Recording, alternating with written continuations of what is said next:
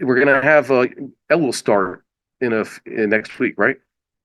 Yeah, I believe Wednesday. So we talk about sometimes how certain Torahs have been transposed.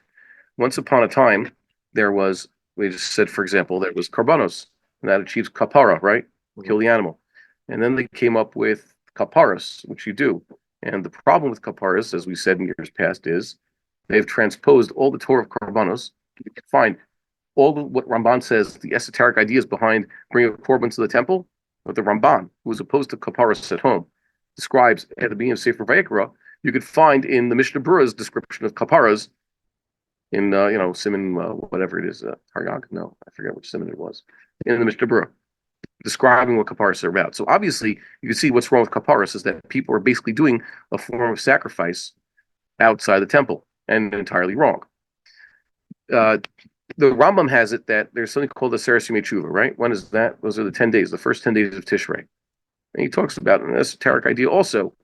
Now, it's the appropriate time when it says, Dirshu Hashem behi matza'o kirohu b'yotho karov, Isaiah's famous words. What is he referring to? That's a Seres Yemei Tshuva. Yeah, it's in the Gemara. It's a Seres Yemei. That's when it's supposed to be.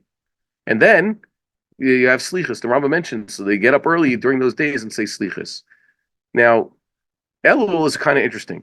We saw last week, the Ramban has it that Elul is when Moshe Rabbeinu went up to the Mount Sinai, so they sound the shofar on Rosh Chodesh Elul.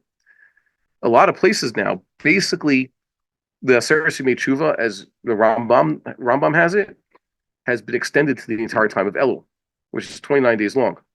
So you basically have multiplied Seres Yemei Tshuva by 4. Okay, you have a whole 39 days, almost 40 days of a Seres Yemei Tshuva, right? That's what they do. So it's kind of interesting, that I think it's a little bit exaggerated. I say almost Shilo Asani non-Ashkenazic. I'm glad I don't feel that I'm obligated to wake up for slichus during Elul time. Also, some people are, and thank God. At least I'll if I wake up that early to study, it's voluntary. But to feel that you have to be obligated is a little bit strange, right? Yeah. And also this year, especially, the Ashkenazic tradition has it that we're going to start Slichas when? Only 4 days before Rosh Hashanah.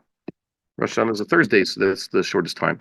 If in the olden days they knew Rosh Hashanah was going to end up on a Wednesday because they didn't have Lo Adu Rosh in effect, it was still before that, and they had a Kiddush al Piruriya, how many would they say, would they have Slichas just for 3 days beforehand? Why not? Well, so the Vilna Gaon says it's a minimum 4 days. Someone wrote something. Are you into Ashkenazic or Sephardic slichas? I'd be more into Ashkenazic slichas as a purist, but the problem is every day there's a different set of piyutim, and we have no tunes for them whatsoever. Everybody knows this, right? Yeah. That's basically what it is. It's the same frame, and you insert a whole different group of slichas there, so there's no tunes. And I have attended Sephardic slichas, and the good thing is it's mostly the same thing every day, and there's a lot of singing going on. It works better for certainly children.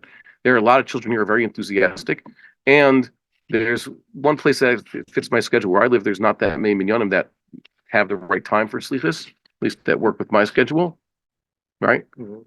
But there is one I found I'm able to go to. It's at the right time, early in the morning, before 5, or they finish basically in time to daven vasikin, you know, and it happens to be not Ashkenazic. I don't think it's classically Sephardic, but there's a lot of singing and it works better.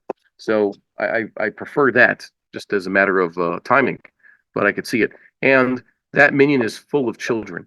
They encourage the kids all Elul long to wake up early and attend slichas, and they give them all sorts of prizes. I think too many prizes and too much sugar also. But look, it really gets them enthusiastic about keeping the Torah and Judaism. So more power to them. Okay. So, but the thing is, they're going to start for basically a month, and I'm going to join them, the last 4 days. Okay. So that's the way it works. Now, the Vilna Gaon says 3 days are not enough. It's like, checking the korban for a moon. 4 day minimum of sleep is before Rosh Hashanah. That's the Ashkenazic tradition. So you have Sunday, Monday, Tuesday, Wednesday, then you go right into Rosh Can I Hashanah. ask what's the McCoy? Yeah, it's like checking a korban. But where do they get that it's supposed to be like chicken? You don't have to. It's just a thing they do. Where they get the fact that they start Slichas all Elul, because Moshe Rabbeinu went up to Mount Sinai on Rosh Chodesh Elul. How Oh, old is the middle of sleep? How old is the minhag of slichas? It's from the time of the Geonim. Okay. By the time the Rambam writes about it, it was the thing they do. Okay.